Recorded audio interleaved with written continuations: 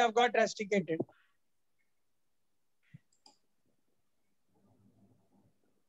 Yeah, good.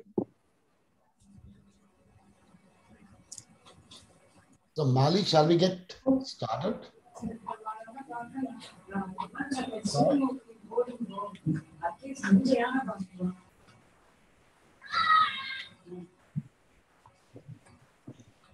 Mali side, can we get rolling? Okay. Yeah, Raja, go ahead.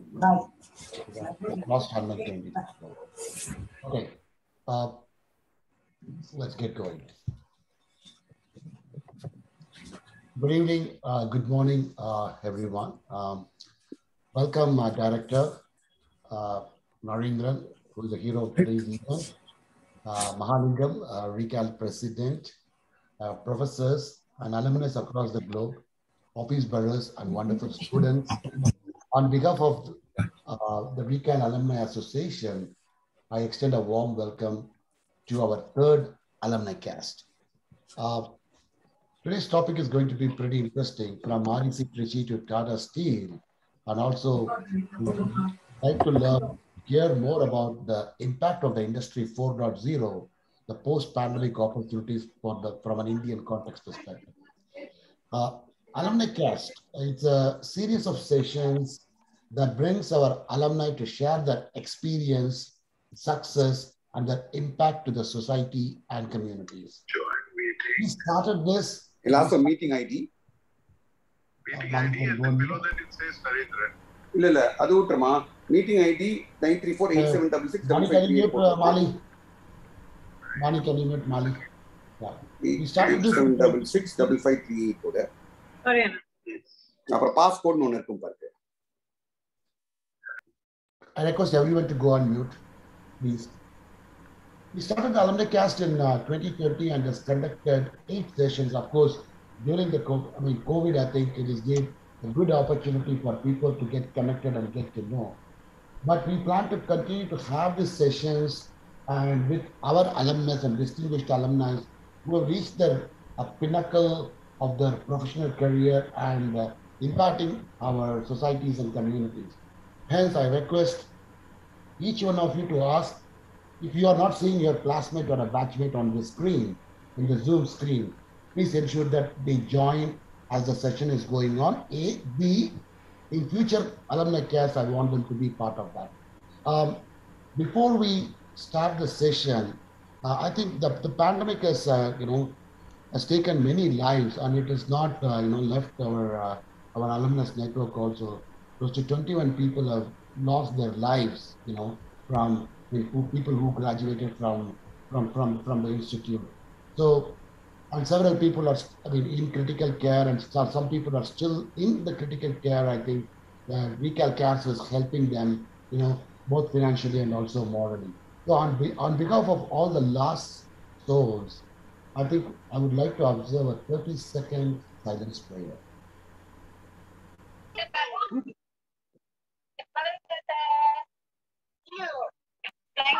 Bye-bye.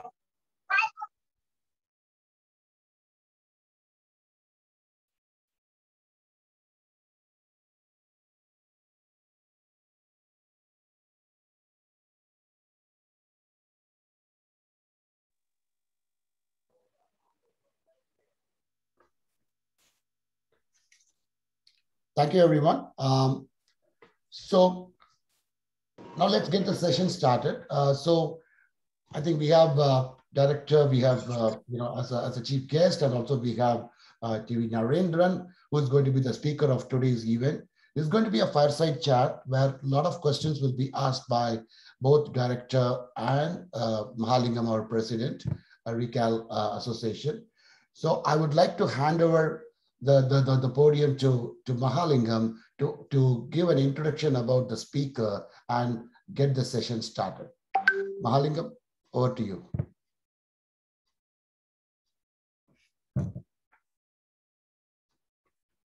Mali, can you unmute Mali? Vani?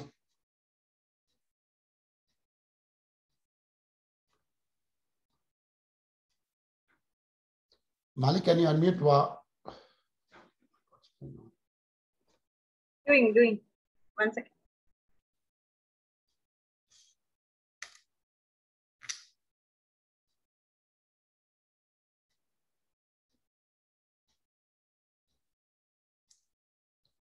Mali.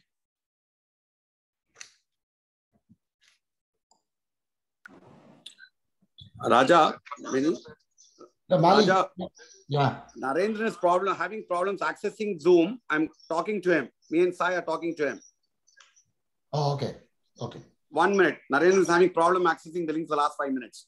I'm helping him. Me and Sai are helping him. Give me a minute. Yeah. Oh, no. Yes. Okay.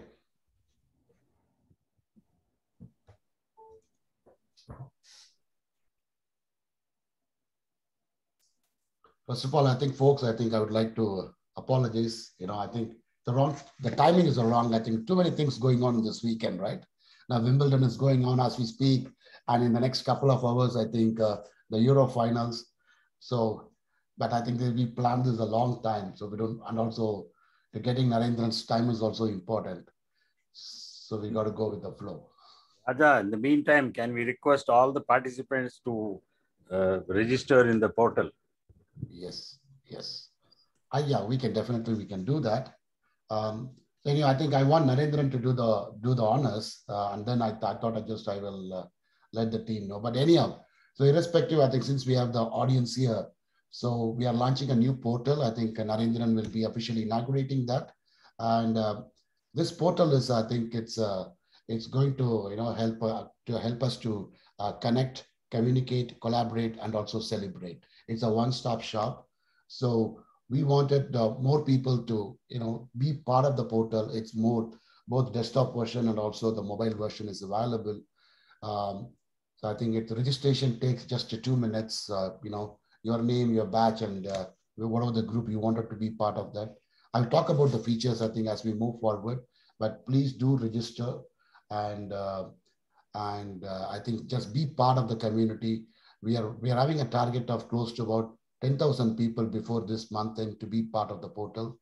And it's a 360-degree portal, not only for alumnus, and also for students and also faculty. As of date, 1,548 students have registered.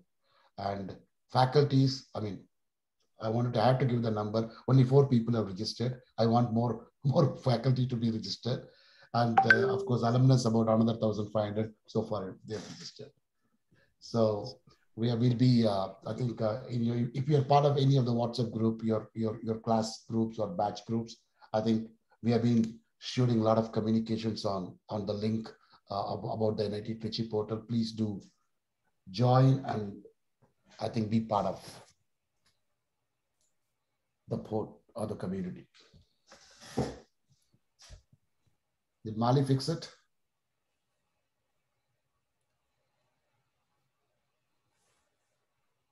I think in the meanwhile, Mr. Raja, can you give something about yourself so that we can also understand your experience and other things on this? Yeah. About experience about, me as my background, you're talking? Yeah. Oh, sure. Okay. I'm a batch of a class of 1990 and ECE. Currently, I reside in California. I'm the president of the NIT Trichy USA chapter. So I set up the chapter with, and also I secured the 501c3 status, which is a non-profit. So that means people can donate and any donation that is given to the chapter is they can get the tax benefits. Though the alumni network was functioning in the United States for several years, but it was bits and pieces. But I consolidated everything under one roof, and I think that's what I've been doing. So I've been in this country for the past 23 years, and so that's a quick backdrop. I think no engineer by trade. I think I work in a leading digital engineering company at this point. Yeah, it was nice. Yeah, thank you.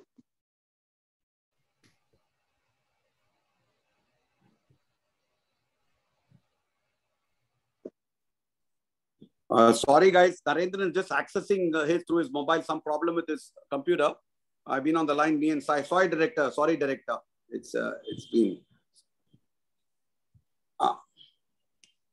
So, Raja, this is Lakshmi from 1986 civil batch. Singapore, it's well past 11 p.m. So would we be getting the recording for this session? Yes, there will be a recording that will be it is getting recorded as we speak, and it will be forwarded to the WhatsApp group. And also, if you registered in the portal, it is available on the. Yes, I sent him the link. Hello. Yeah, we're waiting. I mean, you wanted Narendra to do the registration first, right? We'll wait for him to do, and later I will register. No. No. Already 4,000 people or 5,000 people have registered, but we wanted to use this opportunity to officially kick off the portal.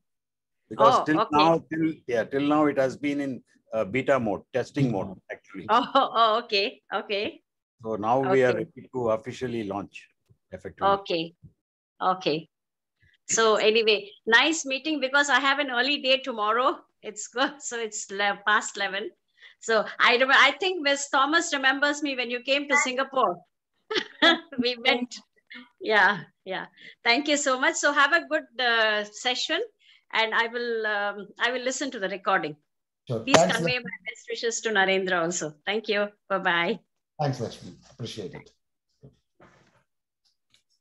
Very strange. Very strange that a very high-tech company is having problems linking up. Did you all pray to Ganapati? REC sessions, right? We normally start with a small prayer. Yeah, the temple was there, no? Or is there rather? So I still remember anything we used to start with a small prayer. No, I thought that was just before the exams. Otherwise, generally you don't visit the temple. No. The day before the first paper, previous evening, you go to the temple. No, well. All our functions start with a prayer even now. All our functions in campus, yes.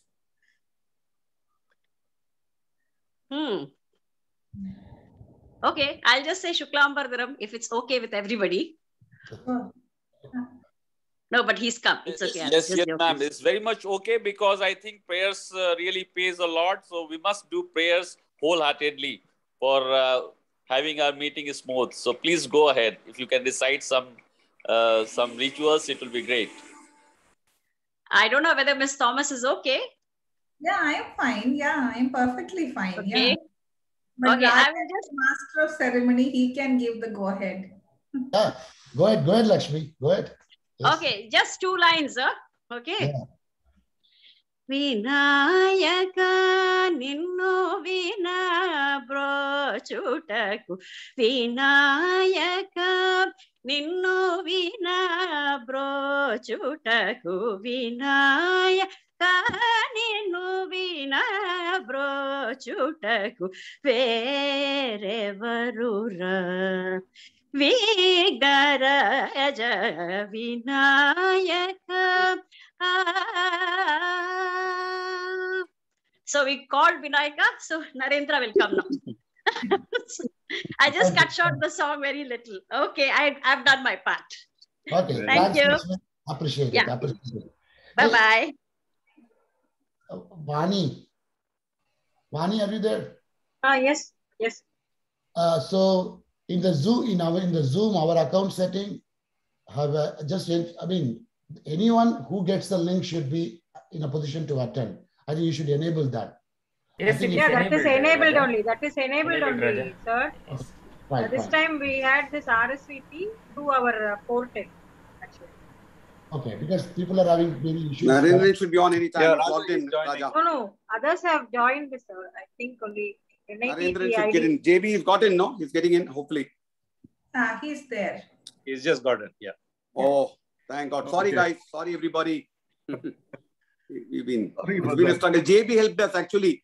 JB has been troubleshooter for us all our lives. No, my Ganapati song. Hi, Narendran. Welcome. Hi. Really sorry about this, but I've never had this tech problem. So really, it's our problem, not yours, Narendran. Really sorry. Okay.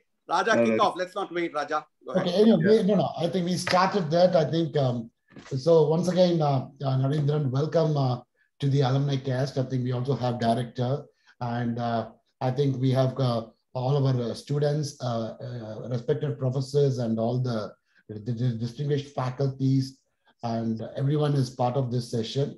And this is our Narendran. This is our third alumni cast for this calendar year. We have already conducted 8 in 2020. We used the COVID effectively to connect the alumni and also the faculty and what's going on, and also people who have reached the pinnacle of their professional career to share their experience and what impact they have done to the and contribution they have done to the society and the communities. So now I think we also just did a silence prayer. We lost 21 lives from the alumnus. So I think we just, I think for all the departed soul, I think we did a silence prayer. And Lakshmi just did a Ganapati song because she was telling Narendran was not able to connect because we didn't start with the Ganapati prayer. So she's in Singapore. I think it's already midnight for her. So she did. Yeah. She started with it. Now over to Mali to just give an introduction about Narendran and welcome Minnie Thomas and get the session moving. Go ahead, Mali.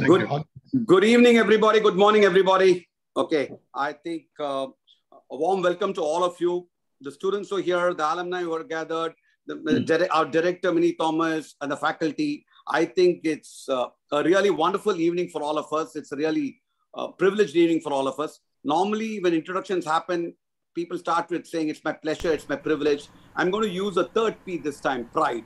I'm very, very proud, and all of us should be very, very proud to welcome our dear friend Narendran, distinguished alumnus of REC Trichy to Alumni Cast. Welcome, Narendran, first of all. Thank you. Hi. Okay. Thanks. Really proud to do this introduction, I should say. And Narendran is a dear friend, and that makes me even prouder. Personally, and all of us should be very proud that the fact that he's from REC NIT Trichy, and it's a very, very special feeling to have such an accomplished individual and a wonderful human being as our co-alumnus. Thank you, Narendran. Thank you, Bali. You're kind. There are two reasons to be proud of Narendran. Narendran, the professional. After finishing REC Trichy and IIM Calcutta, he joined Tata Steel, and he's the current managing director and CEO. And his performance there is nothing short of spectacular. That's the word to use. And maybe even more incumbents won't be out of order. He's the current president of CII, which is by itself, I think, I would imagine among the few Rectians or the first Rectian to be the CII president, I'm not sure. It's really a privilege and pleasure.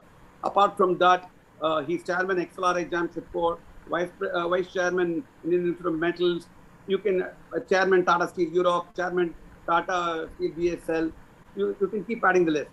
And last but not the least, distinguished alumnus of REC Trichy and IIM Calcutta. Okay, so personally, I'm very fortunate to have been to the two same institutions that he's been to Narendran. It's really an honor for me. Okay. On the personal side, I think that's the more important side that people really don't talk about, or maybe do not. Maybe Narendran is a wonderful human being. Okay, for somebody to stay committed to one organization for 32 years and stay loyal is something which is lesson and inspiration for all of us, including the students here and the alumni here. I don't think there are any. I'm not sure if there's anybody else in this room who's currently had that kind of commitment to one organization. Okay, that shows rare character. Above all that, he's such a wonderful person. You see, whenever I've called him, even after he became CI president, he returns calls within 5 minutes or returns messages within 5 minutes. If he can't, he sends a message, I'm sorry, I'm not able to return.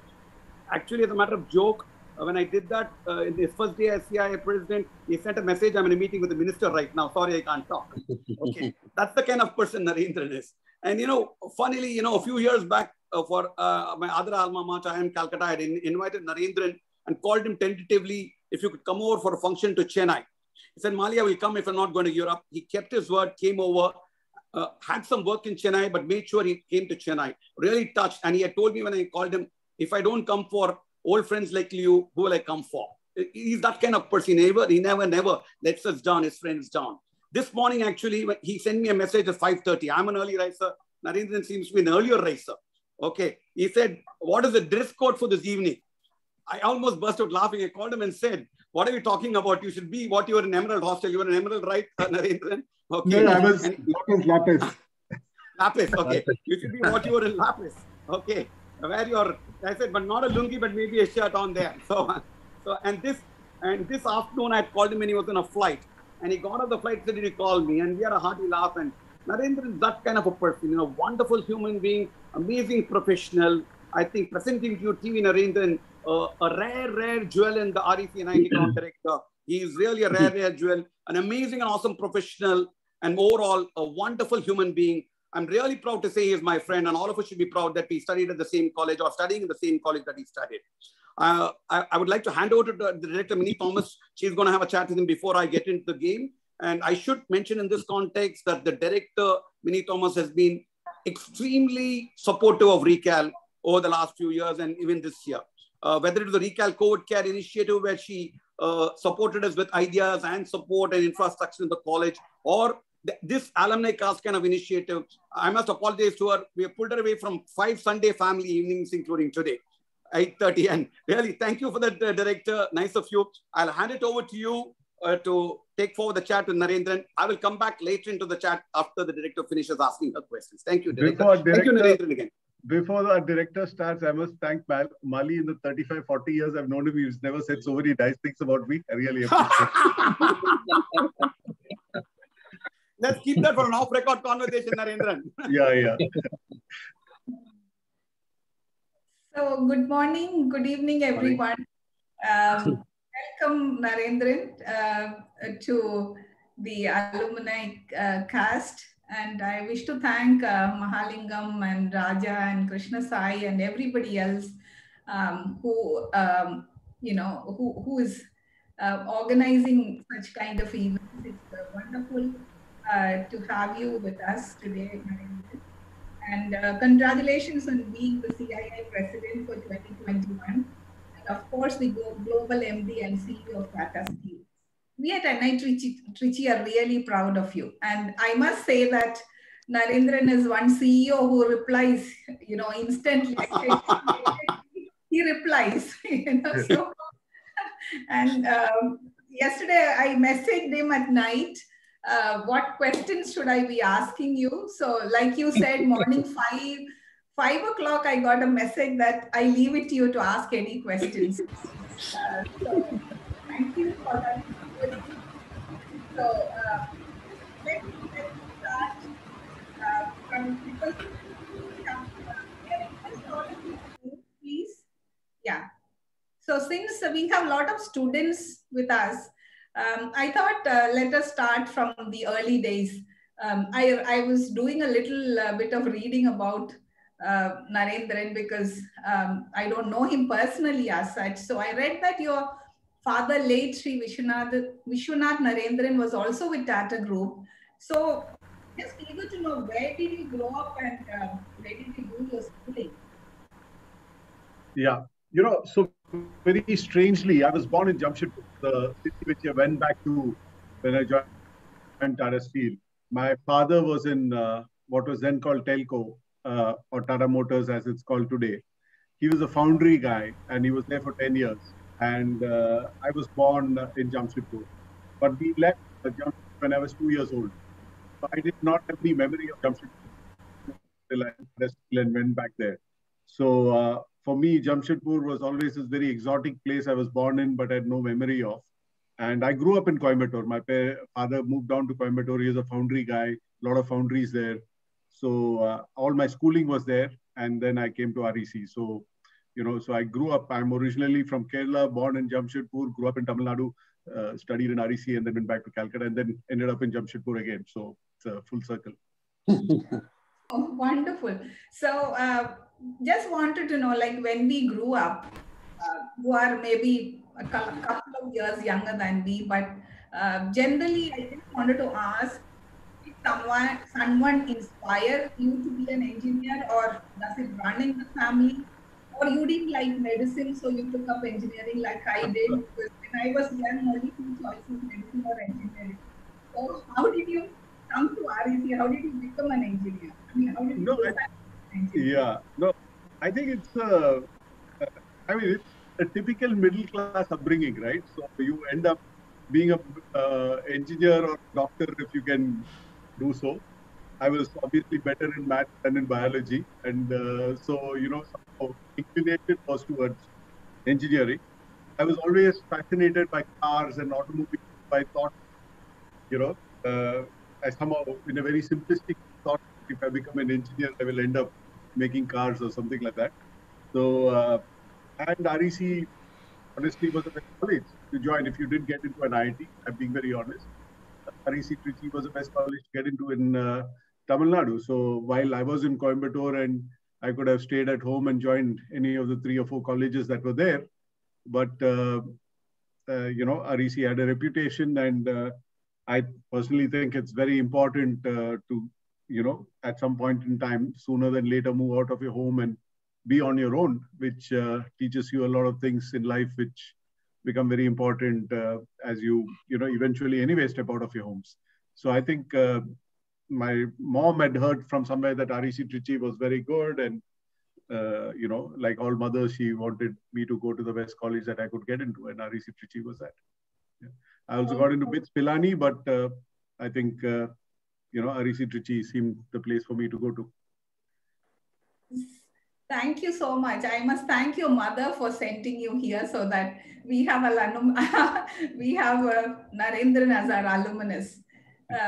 Also, I was reading only today. I came to know that your grandfather is Sri Ikanda Warrior, who was the last Prime Minister of the state of Kochi.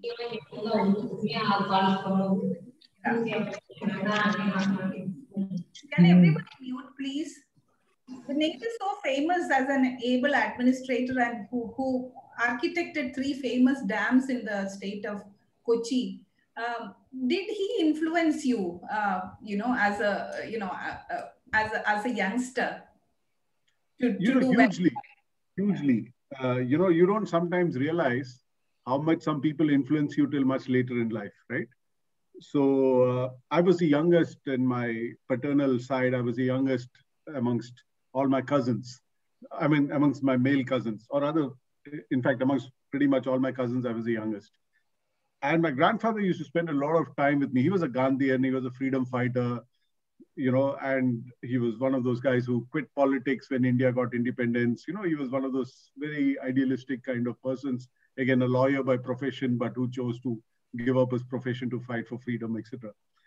So he used to sit me down and talk to me a lot. And those days I used to get very impatient because he was eating into my playing time, and he used to give me a lot of advice. He used to he used to subscribe to books on freedom fighters, which used to come to me, and I used to read those books. And he used to kind of, in many ways, get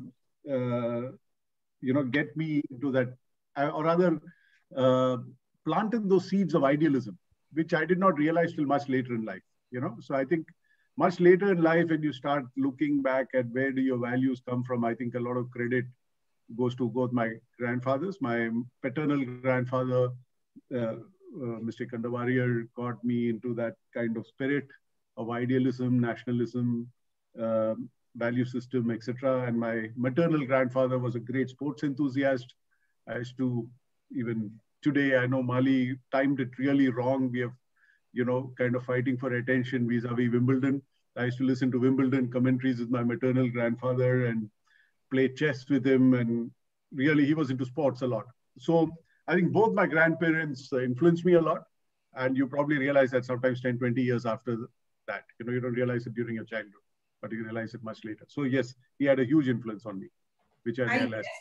I guess so, because only today I was reading, and let me tell everybody, I never shared my questions with Narendran, because I prepared them only in the evening because I had a busy day till, in fact, I just came from college for this. I'm going back because something is going on there. So this is extempore. And I think that's an advice to all grandparents. Please spend time with your grandchildren. They will remember it later, because I can see many grandparents here, and quality time with your grandchildren. I'm not going to ask anything about REC. I'm sure Mahalingam has questions for you. But I just want to, understand, because you started your career with Tata Steel in 1988, straight after your MBA. A long stint. So what made you stick to Tata Steel, as the general trend is to switch jobs, right? So maybe it's good for youngsters to know what is, I mean, how good it is to stick to one company. Yeah. So when I joined Tata Steel in 1988, I didn't think 33 years later I would be in Tata Steel, right? So to me, I just joined it because it looked like an interesting job. I wanted to join a company which had something to do with my engineering, which is not very common in IIMs, but somewhere I felt I've spent 4 years doing engineering. So if there's a company which has some link to my engineering background, that'll be helpful. So I joined REC. Of course, those days, I joined Tata Steel. Those days, Tata Steel also used to pay quite well, which also matters when you are 23 years old. So when I joined, I didn't really think I would spend all my life there. But I think the great thing about Tata Steel is it gives you multiple experiences, and you can pretty much chart out your own career path. So you have a lot of options. So while I've worked for 33 years in the same company, I worked in maybe 5 different locations, 3 different geographies, 3 different countries, multiple functions. So it's never really felt that I was in the same company. I've always, every 3-4 years, I was given an opportunity to do something different, learn something new. And the company invests a lot in your development and training. So in multiple ways, I think I'm privileged that I had this opportunity. It's also a company with a purpose, a company which stands for something, believes in doing a lot for the community. So it's a company with a purpose, with a soul. So I've never, there's a congruence of values, personal values, and the company's values. So, yeah, you're never required to do anything which makes you uncomfortable. So multiple ways, it's worked out very well. So I think it's a great career that I've had. I've had the privilege of working with some wonderful people. Yeah. Wonderful. I think, like some of us stick to teaching profession, and, like Professor Anandaraman and many other professors stuck to REC Trichy to inspire youngsters. I'm sure you will inspire many more people to, if all this, you explained the reasons. Now, in September 2013, you became the MD of Tata Steel, and 2017, you became the global CEO and MD. So I was just reading an article, I think 3 days ago, 7th July 2021, Forbes India, which proclaims that TV Narendran, the global CEO and MD's efforts and initiatives have brought back the steelmaker back from the brink, even during the pandemic. That's great. Congratulations. So I just wanted to ask, what difference did you think you made to Tata Steel in a nutshell? I mean, it's like, 8 years and 4 years. Yeah. It's actually a company with a lot of very passionate and committed people working for it, So I think as a leader, it makes it so much easier.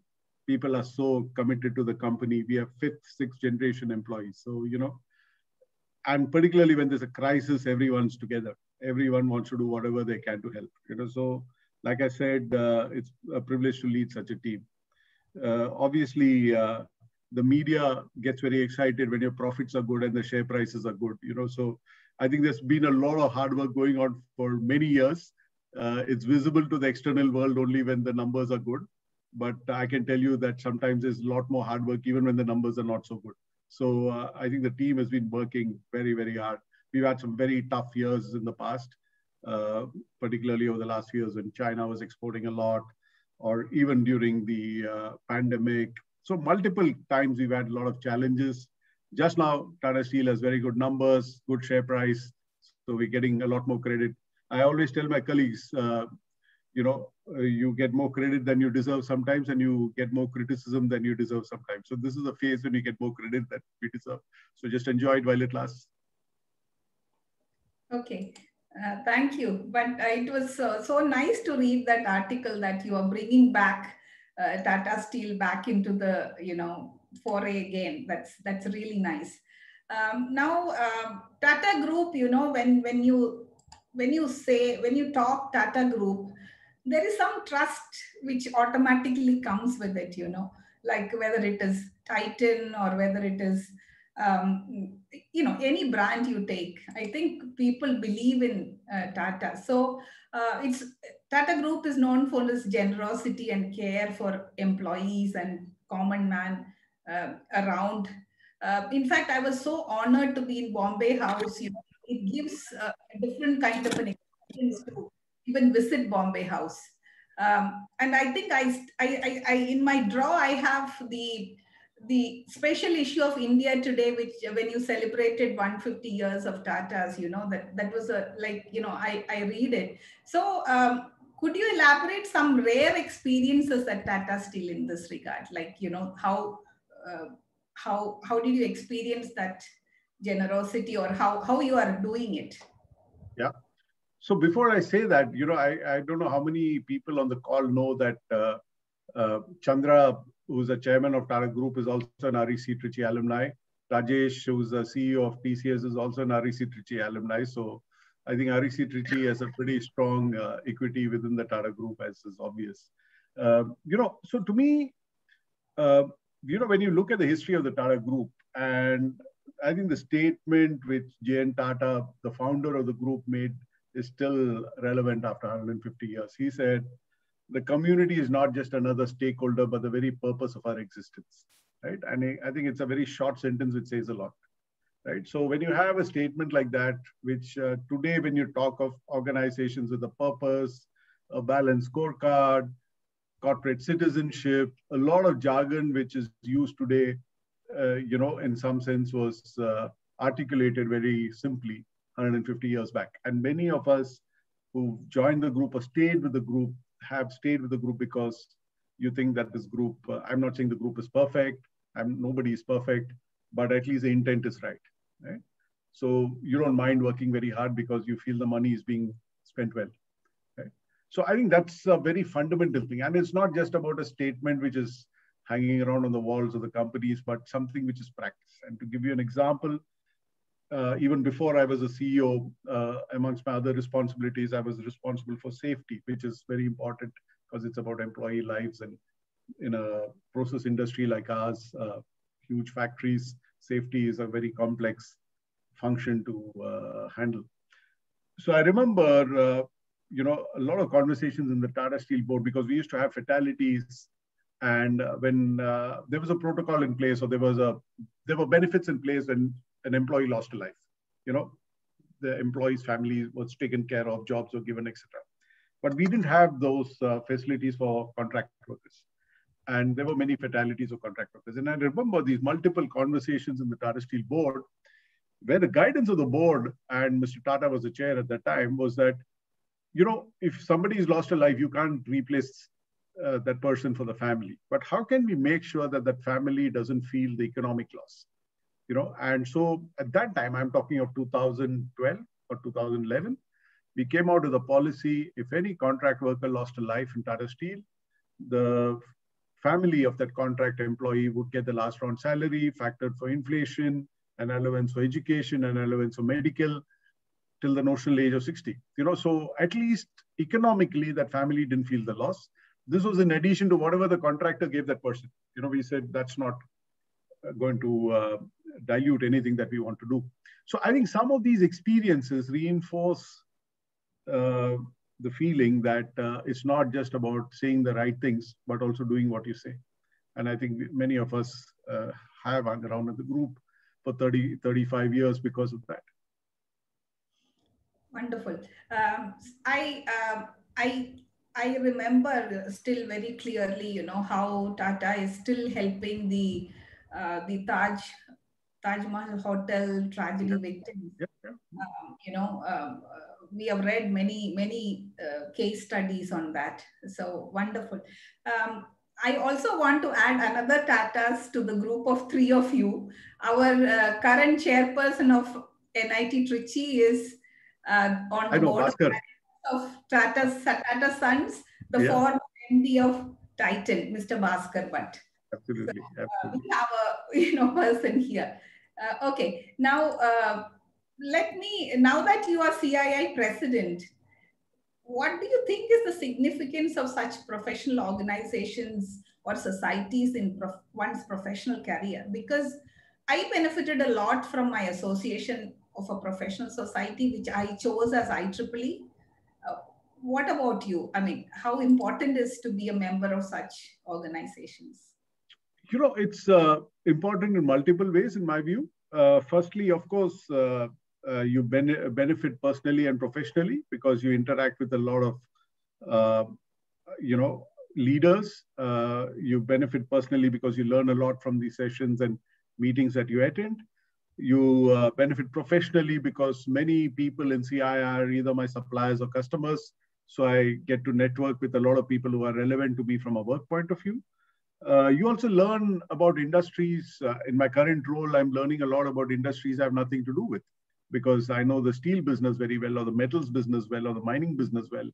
But I learn about a lot of things which I wouldn't otherwise get an opportunity to get exposed to. I also feel as leaders, it's a little bit of social responsibility that you have to spend some time because to me, organizations like these act as a bridge between government and industry. And if you can add value to that relationship between government and industry, then you should do that. It takes a lot of your time, but I think that's an investment that you owe to the industry and to the government. And I think if you're in a leadership position, whatever little you can do to help bridge, industry and government, I think you should do that. So in multiple ways, I think it's something that you gain from, but it's also a bit of an obligation that all of us should have. I mean, you can have different ways of, doing that. You can be part of a Rotary, you can be part of professional bodies, you can be part of something else. But I think keeping aside some time for the community, for society, for professional bodies, I think is something all of us should do. Thank you. Yes, I keep telling the youngsters, be part of a professional society. You don't have to do it alone. There are people out there to help you and mentor you for youngsters. For older people, it's a different kind of, like you explained, but it's very important to be part of a professional society somehow. Yeah. So I have one last question, but before that, did you have any advice for the students as such? Then I'll ask you my last question. No, I think, there are no shortcuts to success. I think that's my fundamental point. Oftentimes people only see like somebody, a sports person once said, I worked very hard for 15 years and then I was called an overnight success. So oftentimes you only see success, you don't see the hard work behind the success. So if people want to be successful, I think, don't forget that there's a lot of hard work you need to commit to. There will be a lot of disappointments. There'll be a lot of, nothing will be a cakewalk, but you shouldn't give up. I think you should persevere, you should work hard, keep improving yourself and, be passionate about whatever you do. Then it's much easier to work harder if you're passionate about whatever you do. So I think this looks a bit cliche to youngsters, but I guess experience will teach them that what I'm saying is relevant. Yeah, thank you. That's very relevant. And also, I think we should leave this attitude that the mujhe kya milega attitude, I'll do something only if I can see some gain for me. I think you should just enjoy doing what makes you happy. And then, yeah. Anyway, that brings me to my last question. This is a question generally asked to a lady, but let me put it across to a gentleman. How do you manage your professional and personal lives? I'm curious to know. No, it's never easy. You need to have a very supportive family, whether you're a male or a female. I think I'm, again, lucky and privileged to have that because oftentimes you don't realize a family sacrifices more than you do, particularly when you are in a role which requires you to move around. My daughter went through 5 different schools before she completed her schooling. And it's not easy as a 10-year-old, 12-year-old kid to make new friends every 2-3 years. It's easier for us to move to a new office or a new location, but it's not easy for kids to move to a new school and make new friends. So I think in many ways, the family suffers a lot more than you realize. So recognize that, be appreciative of that. And, work-life balance is always, I feel I'm doing a good job. My wife doesn't think so. So, so to me, that's a matter of different, expectations. And, but I think one advice I have in today's day and age, hyper-connected day and age, is when you're with your family, be with them. Don't be with your family and look at your phone all the time and answer messages and things like that, because then you're not there.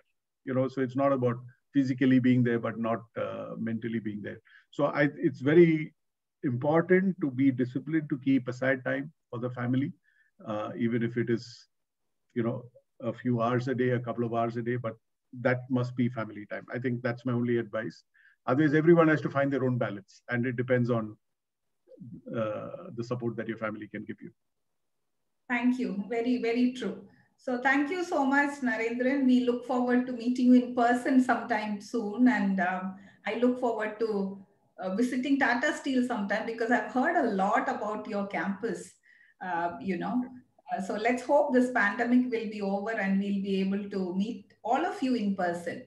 Thank you so much. Now and you have a good reason. You have a good reason to come to Tata Steel. I'm told there are at least 40 RDC alumni working in Tata Steel. Yeah. So.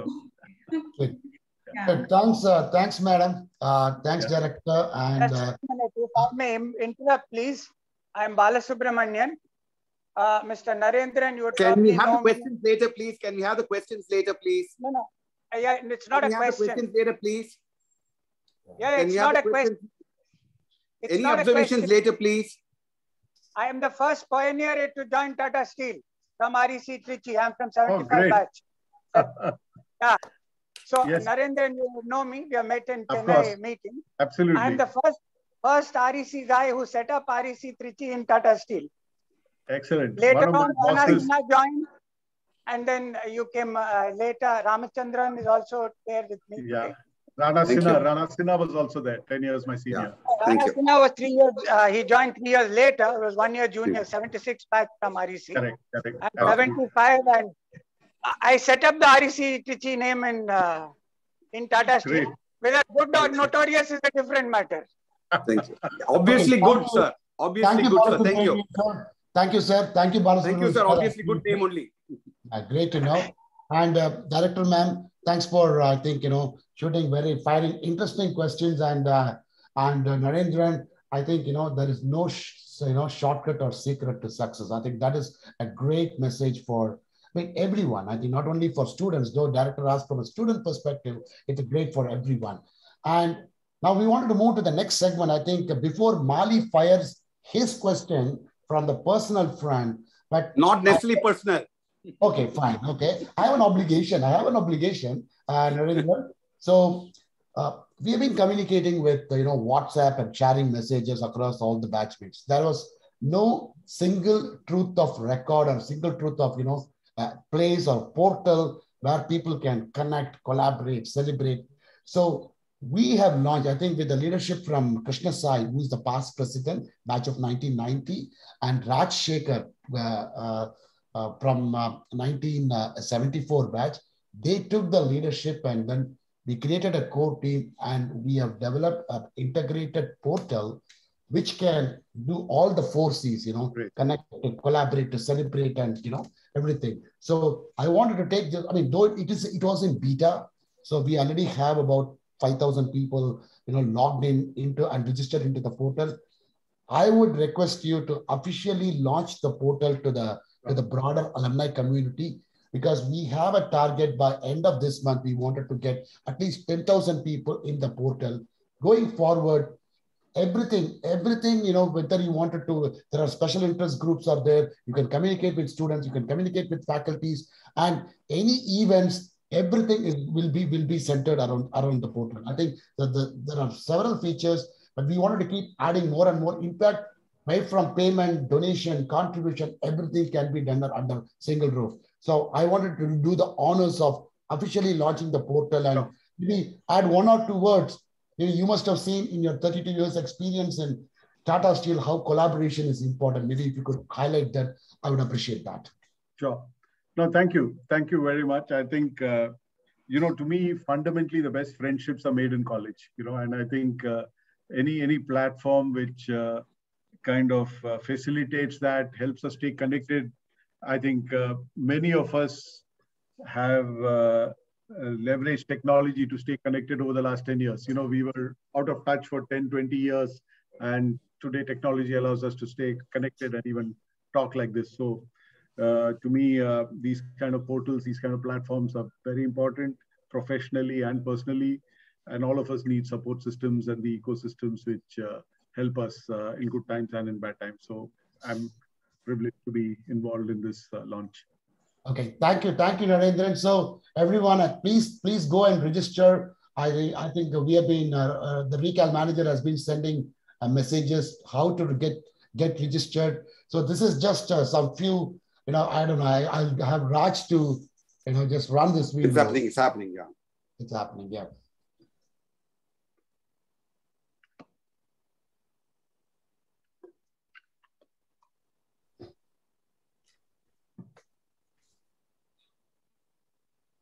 Sai, you go ahead with this. Yeah, I think there are a lot more features to explain. So I would leave it to the members to just go to the site and register themselves and browse it.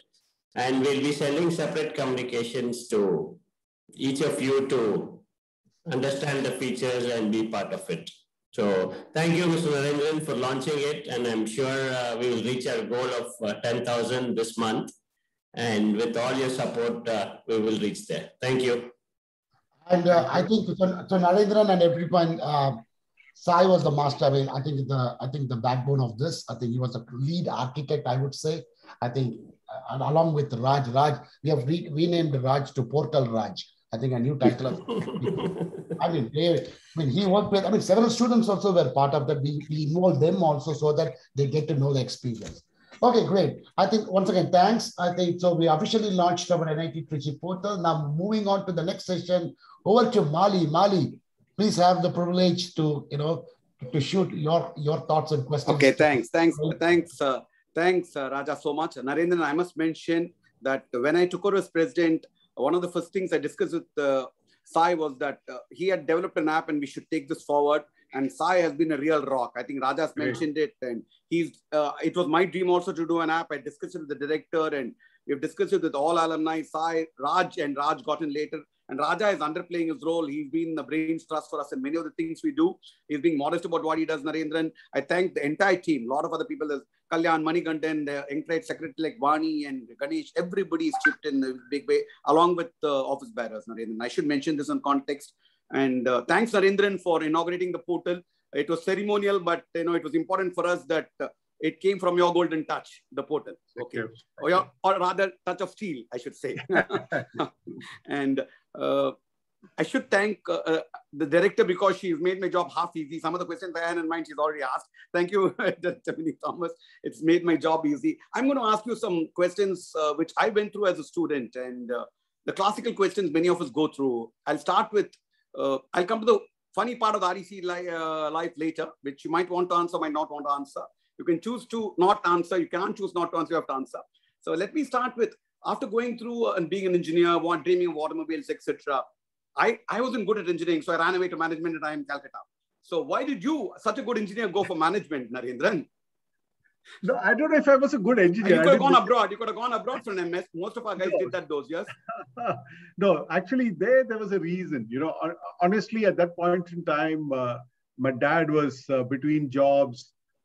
He'd spent half his savings or most of his savings getting my sister married. So I said, the last thing I want is to ask him to pay for my education in the US or, even fund the ticket, right? So I said, let me try getting into an IIM. If I don't, let me work for 2-3 years, make some money, and then try and go to the US or wherever. Luckily, I got into IIM Calcutta, straight out of campus.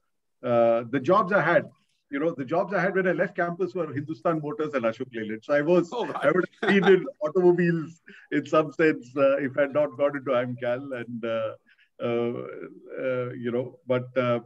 then IMCAL happened. So to me, but somehow I was always fascinated or interested in the technical side of things. And that's why I said, so it's not as if, I wasn't looking at other options from IMCAL, but when the Tata Steel, and Tata Steel was a day one job those days, if you remember, and when that happened, I just said, okay, I'll take that. And it worked out for me. So it helps me stay connected with both my engineering and my management. And that's why I've hung around for so long. Yeah. Answers my question, but I think you answered my next question before I ask you the question. Why did the investment banking and the foreign bank world and the consultant world lost an Narendran, I'm sure. Going back. No, but Mali, if you remember at that time, honestly, there was no consulting firms. Yeah, I agree. But bank jobs were there. Foreign bank jobs were big. Yeah. And banking was more retail banking, not so much investment banking, right? So I think the most attractive jobs at that time were more FMCG, right? Correct. Hindustan Lever and Procter & Gamble. Yeah, absolutely. So because there was no consulting, was A.F. Ferguson. I can't remember any other consultant. Correct. Billy Moria, maybe. Yeah, maybe Billy Moria, right? So options honestly were quite limited if you didn't want FMCG in some sense, right? I mean, there were not so many options. So which is not the case now. I think now there are so many options, and I think what to me is very exciting is more and more youngsters are wanting to become entrepreneurs. I think, whereas we came up in a typical middle class mindset that you join a company and, work your way up. But I think people who don't have an entrepreneurial background getting into becoming entrepreneurs, startups or whatever, I think is fantastic for the country because you need more and more job creators. I mean, we are all job seekers, but you need more and more job creators. And I think that's fantastic. And you're one of them, Mali. Oh, thank you. This is getting to be a little mushy, Narendran. Okay. Now that you got into Tata Steel and the director asked you a wonderful question about 32 years, how you stayed there, it beats me even now. But let's leave it for the moment because you had an explanation for that and I understand better now why you did that and why you're doing that. Now, you some kind of turnaround expert looks like, Tata Steel over the last 10 years has done so well and the Tata Bhushan Steel turnaround is much talked about and not in the media. Now, what's about that in you that did the REC experience help you in turning things around? We are pretty good at that on campus. No? So last minute managers and handling crises, you are not bad at, no, Narendran. Was there any experience in REC which helped you do these turnarounds in any which way? Experience, yeah. So I don't know if it's politically correct to say, but the ragging in Tata Steel really toughens you up. So I don't know how it, but those days it was tough. So ragging in REC or Tata Steel? So I think, no, to be very honest, frankly, Tata Steel was my first experience living outside my home.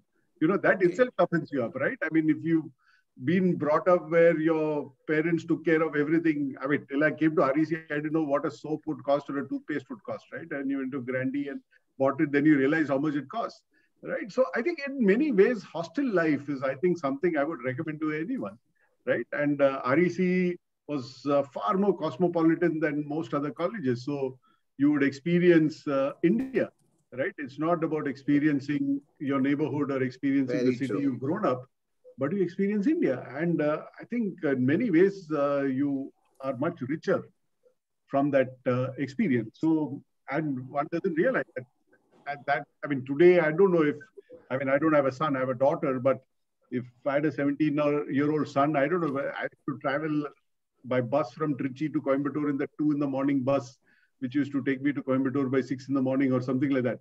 I don't know if I would trust my kid, he was 17 years old, to take a bus in the middle of the night by himself. But I think all of us got toughened up with all those experiences. Exactly.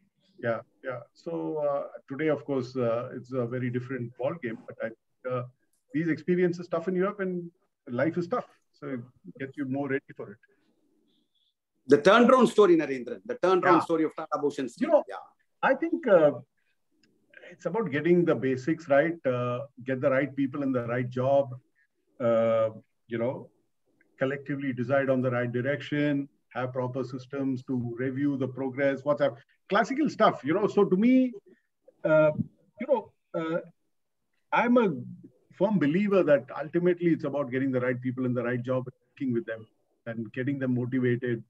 If you get people charged up. You don't have to tell them what to do. You know, you need to help them to run in the right direction often. But, you know, if you have motivated people, then anything can be achieved, right? So I think in all these businesses, it's there are the harder stuff for the getting the processes in place, the structures in place, the systems in place. But the softer stuff is also very important, getting the right people in the right job. It is also important to, in all these companies, to also make sure that you work with the talent in those companies who are there. You know, when you acquire a company, it's not about paratrooping your guys and not respecting the people who are already there. So it's about getting the best out of the people who are already there as well. You know, even in our acquisitions overseas or in the acquisitions in India, it's about, you know, getting the best out of the people, whether they are part of the organization you've acquired or the part of the organization which is acquiring. So if you can handle people well, I think you can achieve anything. So, Narendran, I understand and I've read that you were one of the earliest to pick the COVID issue problems and prepared for COVID brilliantly. We have had a separate personal discussion on this also, and it's in the press now, that the way you managed Tata Steel through COVID was exemplary, and it was done with a lot of alacrity and foresight during that period, starting February 2020. It's an observation. You would like to comment on it? You would like to know your experience in whichever way, yeah. Yeah, you know, so because we have a big footprint in Europe, by February, we knew what was happening in Europe, you know, and India was, you know, kind of not yet recognizing that there is a problem which is likely to happen. I'm talking of February last year, right? So because we knew what was happening in Europe, we started preparing, because for Tata Steel is not just about running the business well. We also are responsible to the community. You know, in Jamshedpur, there's a city of 1 million people who depend on Tata Steel for the hospital, for everything else. Similarly, we operate in some of the most remote locations in Eastern India, where we run the only hospitals there are and things like that. So we started preparing for it towards the end of February. We started ordering ventilators, PPE kits, etc. So when by middle of March or by the 20th of March, when the rest of India started ordering ventilators, we had already ordered them and they were on the way. So in many ways, we were maybe 3 to 4 weeks ahead. We also started putting in protocols. And I think, you know, luckily for us, steel is seen as an essential good. So steel factories were allowed to operate even during the lockdown. But the challenge was our supply chains were closed, right? Our suppliers were closed, our customers were closed. So how do you operate in such an environment? We are, you know, we are a large company. If you produce goods and don't sell them, that's like 5,000 crores of working capital a month. So you can't just produce and keep it in inventory. So we had to do a lot of stuff. And I think because we were a few weeks ahead, we could, you know, it's like if you're watching Wimbledon, Djokovic always, I don't know whether he's winning or losing now, but he has a couple of seconds. Who sets up? But you have a couple of seconds ahead of the others, you know. So that's what mattered for us. So we were, I think, better prepared, and the teams came together. We had protocols in place. We used to have daily calls, leadership calls. Luckily for us, China recovered quite fast, so we suddenly started exporting to China.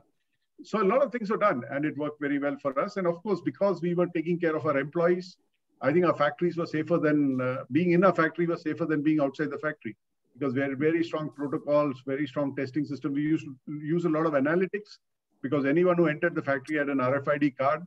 So we used to get alerts if social distancing was not followed.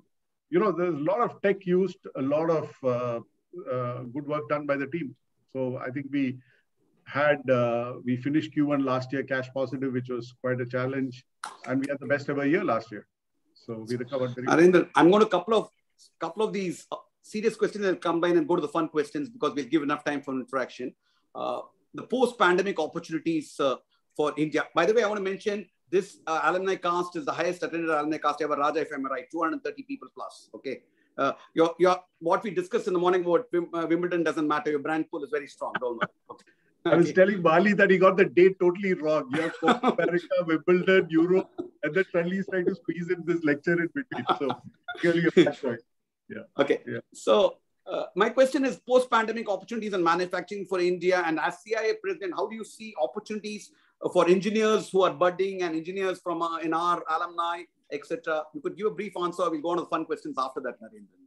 Yeah. You know, so to me, at a very broad level, there are going to be a lot of opportunities because a lot of governments are trying to spend their way out of trouble, right? So you see that in the developed world straight away, right? I mean, the kind of response that you've seen to this pandemic is multiple times the response to the 2008 crisis, right? So to me, you had, as I think the Economist described it quite well, you had a unprecedented kind of shock and an unprecedented kind of recovery, right? So, so to me, that itself creates opportunities. So for India, apart from the fact that the Indian government will also try to spend way out of trouble, anybody who has markets overseas has an opportunity to capitalize on what's happening in Europe and the US and many other places. So that's, to me, something that there is.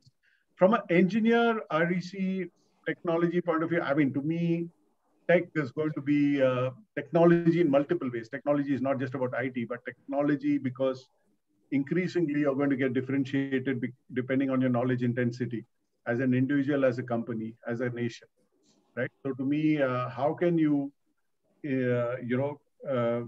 leverage that? It's a great opportunity for India. And if you look at today, geopolitical issues are not driven by trade. It is driven more by technology than by trade. Whereas even when Trump started his battle with China, it was about trade. Today is no longer about trade. Nobody asks about the trade deficit between China and US. It's about semiconductors, right? Today, auto industry is struggling because of semiconductors. So to me, technology and technical people will become more and more important, and that's a great opportunity for engineers. Thanks, Narendran. Now I'm going to test your memory a bit and test your whatever a bit. Okay. Now, which hostel and what was your room number when you left REC? I was room 76, I think, Lapis. 74 or 76. I have a photograph somewhere. I have to dig it up. No. There's one answer, Narendran. You can't get two. I went there 5 years back and there's a photo of me in front of my room. We surprised a guy who was totally shocked when some 5 of us landed up unannounced. And then, so I think I was 74 or 76 Lapis. Which mess did you go to and which is the meal you hated the most and liked the most? I think I was in B mess. B. Yeah. I remember B, yeah. B, because, very unusually for a South Indian, I was more a chapati guy than a rice guy. So B was, I think, I don't know what it is now. We used to have a lot of rotis and all that. So I used to land up there.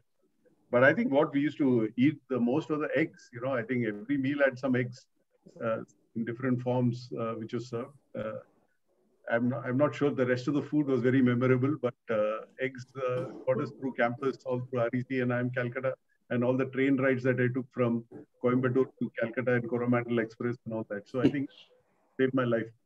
Yeah. How many girls were there in your batch and in your branch? I want an accurate answer. Huh? Branch was 0, I think. Branch was mechanical engineering was 0.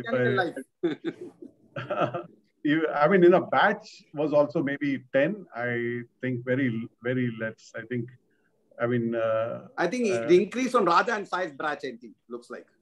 I think a lot of guys. My batch at 0. I know the last batch without girls, actually. Yeah. A lot of guys in REC used to pretend to go to the temple, but hang around on that road quite a bit. But obviously. Narendran, that segues to my next question. Outside Lapis, where is the place you hung around most, basically? Grandi. I don't know if it still exists. Grandi and the juice shop. Yeah, absolutely. Okay. And I remember in our times, you were part of the reception committee in Festember. How was your Festember experience in your final year? What is the high point of Festember? When I say high point, please understand my question. So Festember, everyone wanted to be in the reception committee, right? I mean, that's right. So there's a lot of lobbying for that. I don't know why I got it, but I got it. I obviously was to note the right guys like you, Bali. So. And what is the high point of Festember? You're still not answering the question. No, high point was, hanging around there and hoping that you would meet people, but never happened, right? But you obviously had stories to tell people so that there would be another set of guys wanting to join the reception committee.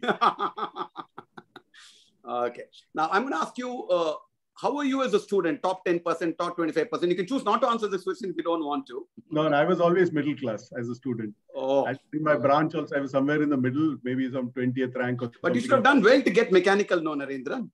Yeah, so I think in my first year I was 26 or something out of 250. Very nice. That's what I thought. Top 10% basically. So I got into MEC and then I was like somewhere in, I think, I don't know, must be 20th rank or something like that. Nothing exceptional. Did you play any sports on campus? You look athletic. You were looking, you used to be athletic. I used to run a lot. I used to run very often from Lapis all around the campus or athletics team or something, or an athletics team or something? No, I used to run. I used to play, thanks to my good friend and wingmate Murgi, I learned some tennis. Or Murgavel, I learned some tennis. He's fired me for calling him Murgi. So I learned some tennis. And then I used to play cricket in school. In school, we won the inter-district in Coimbatore. The school I was in, Kikani Vidya Mandir, were the district champions. But in REC, I think the standard of cricket was much higher. So I never made it to the college team. Good friends of ours like Sham never selected me. So Director, that batch of IIM Calcutta had two people from Trichy. One is Sham and one is Narendra, actually. Yeah. So, but I used to always I used to play sports. I used to play cricket also, tennis, whatever. I think I've always tried to play whatever sport I could, and I've always been active physically. My two last questions, Narendran. I'll keep. What is your high point in your career and high point in REC? I think REC, obviously, getting the jobs that I did, but getting into IIM Cal was, to me, I mean, I got into Cal Bangalore, and I didn't get into Ahmedabad. I got into Cal Bangalore and Lucknow. They were the only 4 IIMs at that time. But I will never forget the day I got into IIM Calcutta. And, this was the day of India, Pakistan, and Sharjah, right? Oh, and the famous 86 May. 86 May. Absolutely. So I was in that front row in our common room watching that match. Last over was being bowled. And that's scoring a 6. And then suddenly somebody called out to say that you have a telegram. I mean, those are the days of telegram. Today's people won't know it. I said, oh my God, what timing. And telegram, you never ignored those days, because telegram means some very good news or very bad news, right? So I left my prime first row seat in front of the TV, went out. My parents had sent me a telegram saying that IIM Calcutta, you got into IIM Calcutta. So I was only happy guy at REC that day. Chetan Sharma didn't matter to you there. Everyone was in boarding. I was the guy saying, okay, I'll take you guys to Grandy and buy you something. So okay.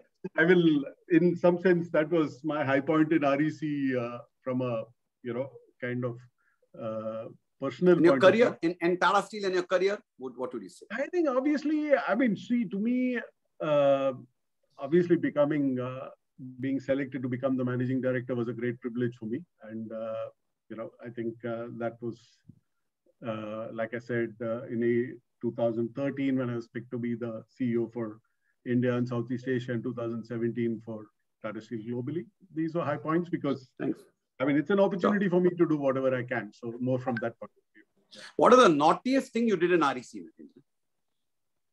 I think... Should we go on here, mute some of us? Yeah. Some of this may not be politically correct, right? I remember once there was some rumor that some guy from Agate had, yelled at some guy in Lapis or Ruby or I don't know what. And then some whole bunch of us went looking for some guy, and I don't even know if the guy existed. So we roamed around the campus all night looking for the guy who we never found. So I think that was probably the closest we came to getting violent in some sense. Yeah. At the sound of repeating the question, director asked 3 things. I think one of the students had asked 3 things, three bits of advice quickly, and then we'll sign off, Narendran, basically for the students. No, I think for students in today's day and age, there's no substitute for hard work, right? It's always been there, may not be so visible, but it's important. Secondly, keep investing in, learning, because to me, you'll make a big mistake if you assume that the learning ends when you pass out of college, right? There's so much to learn after that, learning from your experiences. And today you can learn anything, anytime, anywhere, right? That's a privilege many of us didn't have when we started. Technology allows you to pick up knowledge, on your fingertips at any point in time. So keep investing in developing yourself and never give up, and be passionate about what you do and never give up if you're passionate about it. I think, that's what I would say. Work for me. Thanks, Narendran. I think you're being disarmingly honest and simple.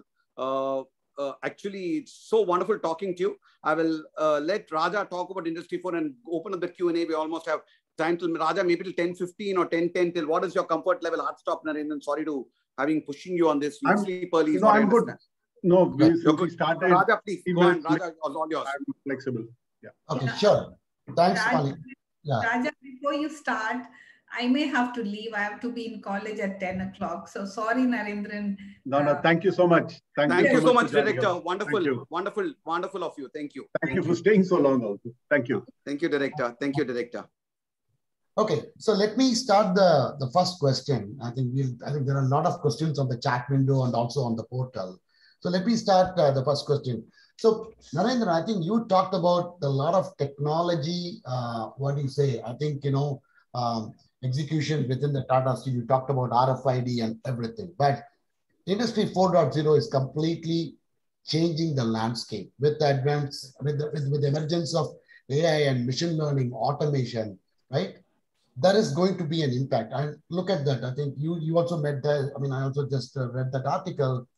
The semiconductor shortage is going to hit the car industry the maximum. So given all these things, how do you think the supply chain is going to be in post-pandemic, especially keeping Industry 4.0 is concerned? The supply chain shortage is there. And during the COVID, we had the Suez Canal issue. Even today, like last week, someone went and ordered an air conditioner. The delivery is going to take 6 months, right? Okay, we understand Tesla cars are going to take 3 months because Tesla, ships the delivery on an end of the quarter. So what are the things like that is going to have an impact in India with the advance of this technology? Some perspectives or prescription that would be grateful. So to me, there are two dimensions to it. One is the geopolitical dimension, and because of which supply chains will start de-risking, supply chains had started de-risking even from Fukushima, because at that's when global supply chains realized how vulnerable they were.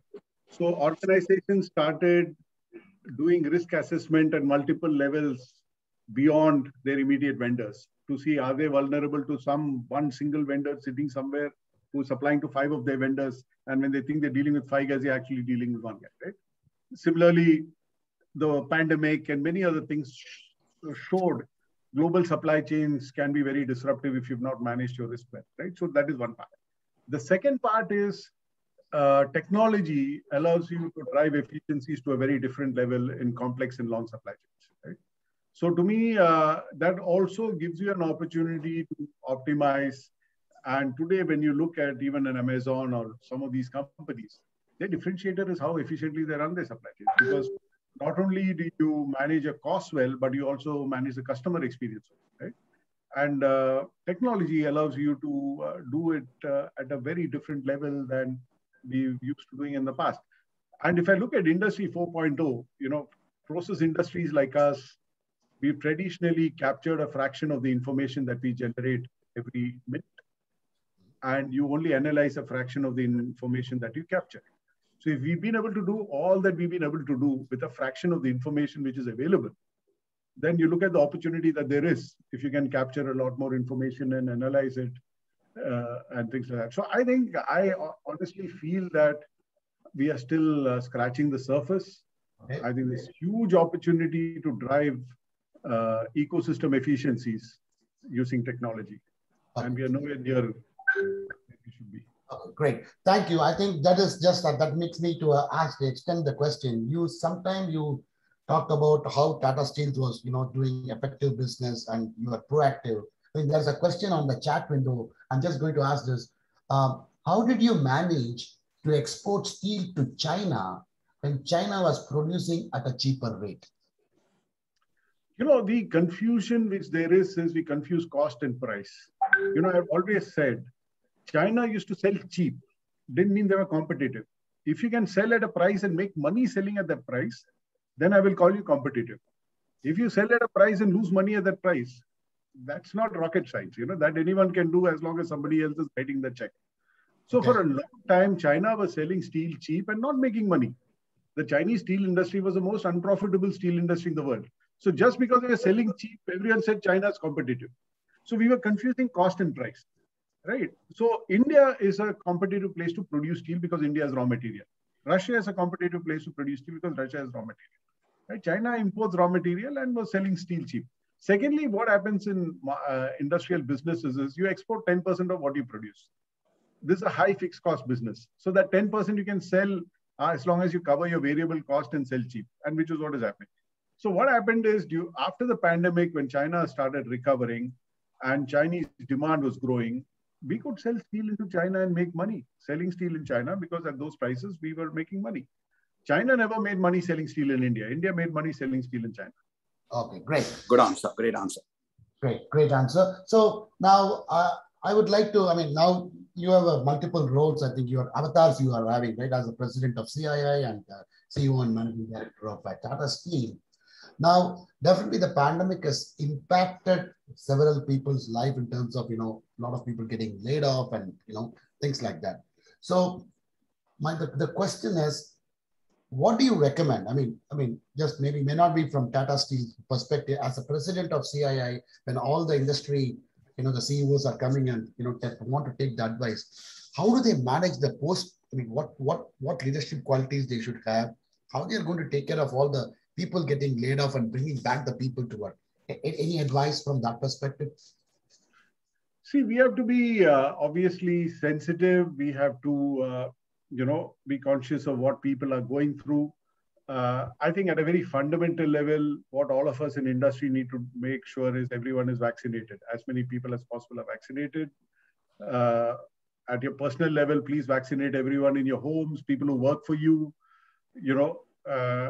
people who work for you sometimes cannot afford to get vaccinated and get them vaccinated.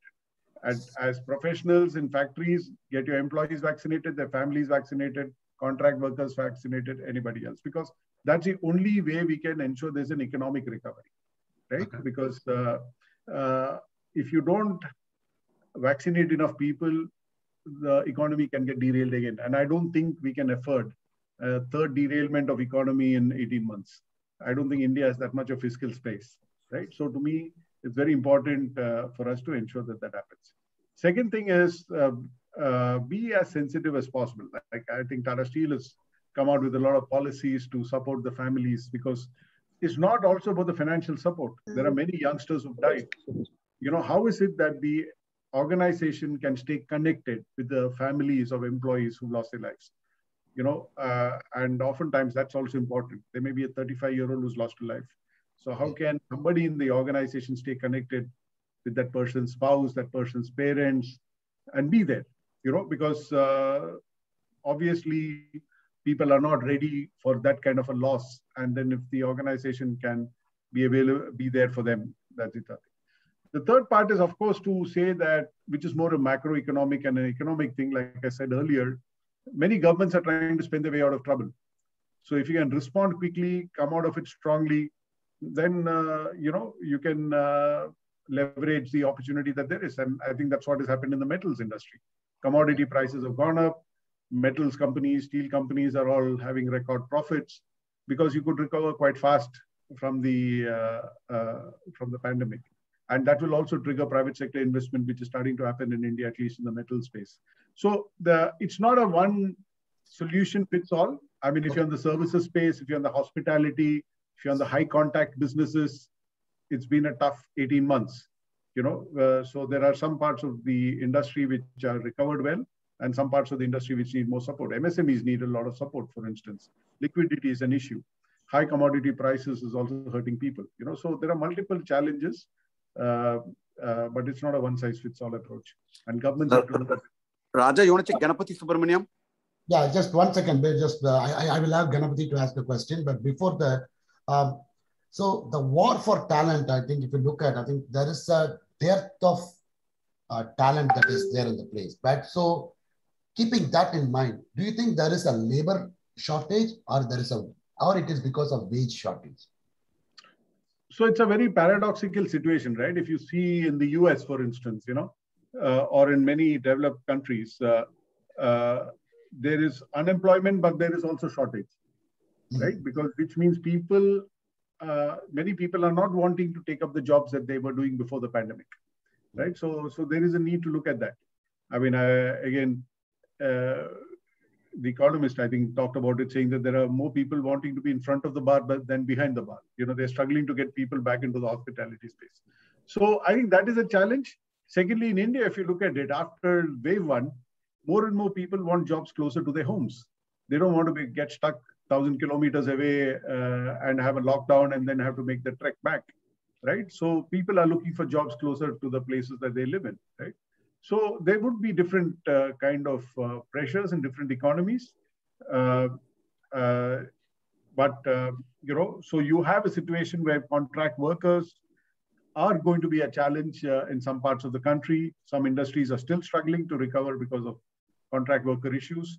Also with government support in many countries, there are many who are getting supported even if they don't work. You know, so there are multiple things which are at play. But increasingly, it's also an opportunity. I mean, you can offer a lot more flexibilities to employees today than you did earlier because of technology and because of the fact that we are used to working with technology like never before. And there's a lot of questions I think people are posting on the window. What is the Tata Steel plan for battery materials? I don't know. It is. Yeah. So I think, you know, mainly lithium is something which is used. Lithium within the Tata Group, Tata Chemicals is doing some work on it. From our point of view, you know, we are not so much into lithium, etc. But you know, we are looking at new materials, not so much battery materials, but we are looking at composites in a big way. We are looking at fiber reinforced polymers. We're doing a lot of work on graphene. You know, so we're looking at materials which would be more relevant in a, you know, in a electrified mobility kind of situation or a more electrified ecosystem. But battery materials, we are not doing anything directly ourselves as Tata Steel. Tata Group is doing work. Yeah. Okay, great. Okay, now I think, you know, in the interest of time, so there are a lot of questions we will try to get answered that will be sent to you. But I have, I think, Ganapati. I think Ganapati is your batchmate, I think, if I recall, Narendra. Ganapati, if you are there, can you unmute and ask your question, please? Ganapati? I don't know. I think we are not there. And is Matthew, is it Mali? Who is the next person? You said? Philip Matthew. Philip Matthew. Yeah, Philip Matthew. Philip Matthew, are you there? Ganapati is on the call, but he's muted. I can't. He's on the call. Anyway, let's keep going. Yeah. Okay, Philip Matthew, you can go ahead with your question. Vani, can you unmute Philip Matthew, please? Raja, we also have the student council president, Madhav Agarwal. He wants to raise a question. Okay, yeah, right. I think I'll, okay. If Philip Matthew is not asking that, Madhav, can you go ahead, please? Yeah, good evening, sir. This is Madhav Agarwal, the president of the student council. Can you hear me? Yeah, I can, Madhav. Yeah, pleasure to meet you, sir. Amazing talk. Some really key pointers I took away from that. And I just had one managerial question to ask before talking on behalf of my college. For example, when a new management comes in, you were talking about fifth and sixth generational employees in the company. So when a new management comes in, they try to do stuff and change stuff in their own way, right? So in that case, is it the responsibility of the old employees to adapt to the changes that the new management is bringing in, or should the new management make them feel comfortable, the existing employees? Yeah. So, you know, I always tell my colleagues, firstly, obviously, all of us, the older people, have to drive change for the future because we have to make organizations future ready, right? It's not about what we did for the last 30 years, but how the organization is going to be ready for the next 30 years. And I tell the younger colleagues in our companies that they should be pushing harder because it's their future. You know, we have an option not to do much and retire and go away, but it's their future. So they should be more invested in it in that sense of the term. As an organization which has been around for a long time, one of the challenges we've had is we have a very rich history and we are proud of our past. But, you know, there's this academic in the US, Vijay Govindarajan, who talks about the fact that a company only talks of its past has no future, right? And I think I've repeated that many times to my colleagues. You know, much as we are proud of our past, what is it that we can talk? We should be talking more and more about our future than the past. So if you see the Tata Steel tagline, that is also an attempt to think about the future. So we had a very famous tagline from the past called "We also make steel." So we did a twist on that and said, "We also make tomorrow." So that was to force everyone to think about the future rather than be stuck with the past. So, so to me, making the organization future ready, and today in Tata Steel, we talk of being future ready structurally, culturally, and financially. And how can we make sure that we as an organization are structurally future ready, culturally future ready, and financially future ready? And I think so it's very, very important to do that and to get that mindset thinking about the future. Raja Kannabiran had a question, Raja. Yeah, right. That's what I'm allowing one by one. I'm allowing one by one. Yeah, Kannabiran, you can go. You can unmute sir, and talk. I'll just finish. Say if you can give me just one moment, I'll just finish. Yeah. Go ahead, so thank you for that answer. So sir, NIT Trichy has an association with CII's youth vertical Yuva as well.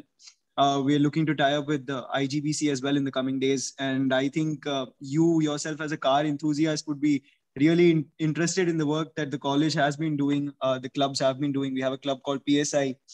They've been doing really, really well in winning competitions, national level competitions. So sir, we would love to see you more like involved in the coming years in the activities, and looking forward to interacting with you more and more, sir. Yeah. Thanks, Madhav. Thanks, Madhav. Thanks, Madhav. Professor Kannabiran, please go ahead. Good evening, Ms. Mahendran. I'm a faculty at RISI Trichy, currently Director of Indian Institute of Information Technology, Sri City. I have a question to you. How do you think we need to create a framework for leveraging Industry 4.0 in the Indian manufacturing sector? I mean, do you think how do we take all the stakeholders together and leverage the technology? Yeah. You know, so there are multiple dimensions to it. One is the large companies will do what they have to do, right? Because I think they are very well plugged into what's happening globally, and they will change, right? To me, what is important is the MSME sector plugging into the opportunities that there is, you know, and the large companies can play a role in that because many of the MSME sector deal with the large companies, whether as a supplier or as a customer. So if large companies work on the ecosystem, then I think there's an opportunity to do that. Secondly, again, this is more from my CII point of view. There's a lot of work that we are doing with Niti Aayog and parts of the government like that to create ecosystems, create centers of excellence, which can act as a catalyst for the industry, the smaller companies particularly, right? Because you could share best practices, you could share use cases, you could handhold them, you could help them. And we are going to be setting up many of the countries who had a very good transition to Industry 4.0, whether Germany, whether it's Singapore, places like that have these kind of centers which help smaller companies. So I think that's also important. The third part is, I feel somewhere industry, academia, and government works in silos. You know, if you look at technology-intensive industries, or if you look at countries who've done a good job of developing new technologies, I think there is far more coherence in the way academia, industry, and the scientific community work together. And I think we need to do a better job of that in India. I think everyone works in their own silos. One of the organizations I'm involved in, Indian Institute of Metals, actually tries to do that because it's not an advocacy group. It has scientists, it has academia, and it has industry. And we're trying to see how can a platform like that work to do a better job. But you look at the UK, they've done a wonderful job of academia, industry, and scientists working together. Many other countries have done a good job of that. I think in India, we need to do a better job of that. Raja, can we wrap it up in a couple of questions, Raja? That's correct. I think we'll take, in the interest of time, we'll take one more question. Maybe, I don't know, who wants to go? Anand Kumar, you wanted to go? Maybe one more last question. Please put the questions on the chat window. We will get the response from, Narendran. but given the time constraint, I think we got to cut short this. Anant Kumar, can I go ahead? Can I ask the question? Yeah, very please. Quick. This is Vijay Raghavan. Narendran, very interesting talk. My question is, while you were at REC, did you ever imagine or dream that one day you will be heading a top company like Tata's? That's number one. Number two, I see you as a very charming and handsome personality. Did that become a factor in your success, according to you? Narendran, can I answer the second part of the question? Okay, go ahead, Narendra. I would like to listen to you.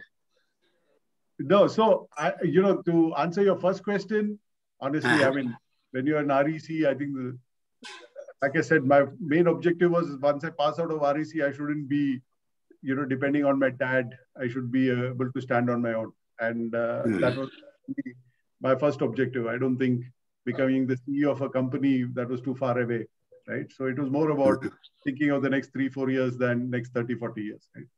The second one is a question which, if I answer, I'm assuming your question is correct. So I'll be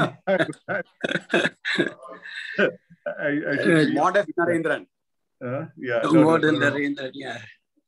Okay, so Vijay Raghavan, you are asking something. You are done with that. Anant Kumar, please go ahead. No, unmute, please. Can you hear me, sir? Yeah.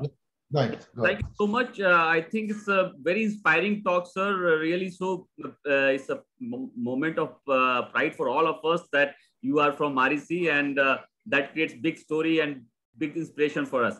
So, sir, my question is, one of the key differentiator or key factors between successful people and super successful people is this. What I have heard or what I have learned is that super successful people, they are able to understand the language of their subconscious mind, their inspiration, their intuition, the gut feeling.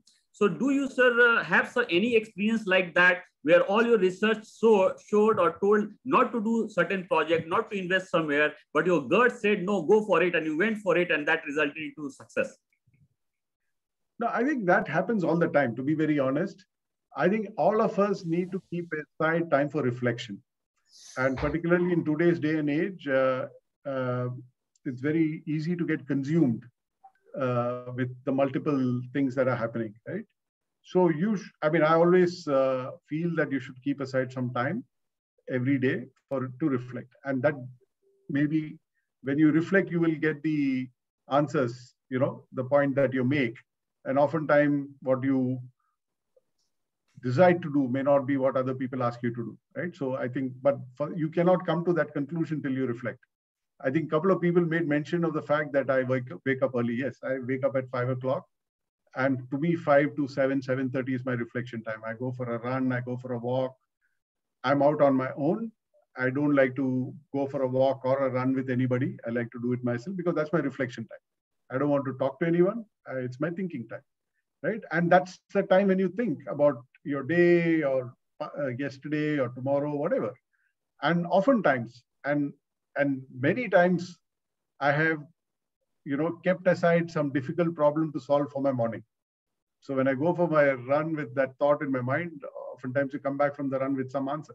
So I think it's important. I'm not saying you'll always get the right answers, but you have to keep aside time to reflect, because some of the decisions, and particularly as you grow in organizations, there are very few people you can discuss many things with. You have to think about it yourself and decide on it yourself. And so you have to spend time with yourself. Okay, great. Okay, we should wrap up. No, we have one last question from Professor Anantharaman. Anantharaman, are you there? Hello, Anantharaman? Yes, I'm very much there. Please go ahead. It's great to see Narendran keeping up our flag very high. I just want to know, he gave a lot of advices for youngsters.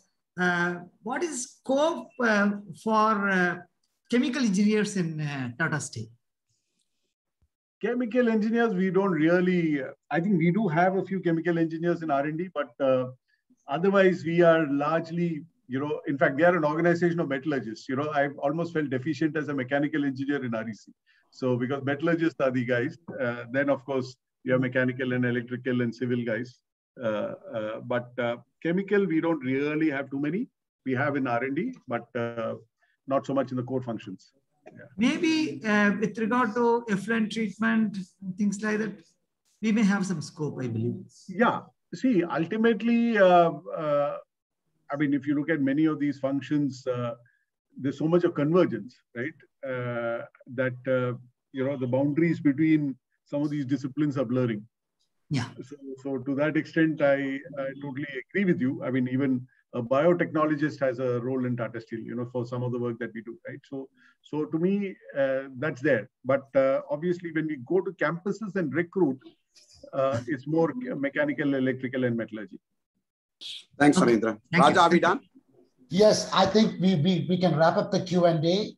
And given the interest of time, there are a lot of questions on the chat window. There are a lot of questions that have come on our portal also. I think I want to thank people using the portal to post their questions. We will try to get them answered, and also there will be a copy of this, the recording of this session that will be shared with all the broader alumnus network. Now, with that said, thanks, Narendra. It was a great opportunity for me to interact with you. Mali, with the closing remarks. Okay. Narendra and Rohit has a lot of work left now, I think. Okay. Now, Rohit is Narendra's executive assistant. Narendran, wonderful, wonderful evening. I've reserved this evening only to say very nice things about you. Okay. You've been so nice to us. And as I said right in the beginning, you're a rare gem in our jewel. You made us feel very, very proud. And I think all of us will leave with that feeling inspired. And the students have learned a lot from you. I'm sure the alumni have reoriented themselves, and people like us keep learning from you. Thanks so much, Narendran, for giving time. I think Djokovic is on the verge of winning as one. So he's won. I've been checking that on the side. So have I. Okay. Thanks, Narendran. It's an evening to do this for us. Thanks, everybody. I think it's been a wonderful evening. Thanks so much, Narendran. Really appreciate it. Thanks, Mali. Thank you for inviting me. My privilege to be part of this institution and part of this session. Thank you. Okay. Thanks, Narendran. Okay. Thank you. Thanks, Raj. Thanks. Thank you for a wonderful session. Thank you, sir.